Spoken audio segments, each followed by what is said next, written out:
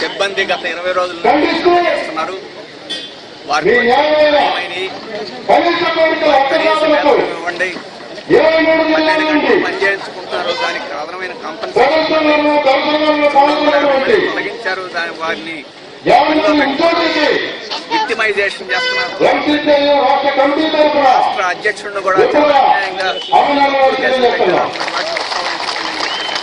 న్యాయమైన కోరికల కోసం వారు సమ్మె చేస్తున్నారు. గత 5-6 నెలల నుండి తిరిగి చెప్పులు అరిగేట్టు ప్రాధాయపడిన విజ్ఞప్తులు చేసుకున్న పరిష్కారం పోరాటానికి రావాల్సి వచ్చింది. అలాగే లేబర్ డిపార్ట్మెంట్ పదే యాజమాన్యం సమావేశాలకు రావాలి. దానివల్ల సమ్మె సేవలు చూపించే ప్రజలందరికీ ఇంటి ముందుకు వైద్యం చేస్తున్నామని చెప్పేసి ప్రచారం చేసుకుని ఈ 108 లేకపోతే ఈ రాష్ట్రంలో కాంగ్రెసే లేదు.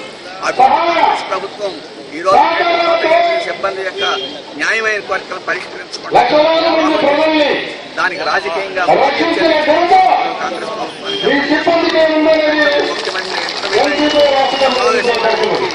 జీవీకే దుర్మార్గమైన వైఖరిని పరిష్కారం చేయాలి. కార్మిక నాయకుల్ని సంఘాలను ముఖ్యమంత్రి స్వయంగా డిమాండ్ చేస్తాం.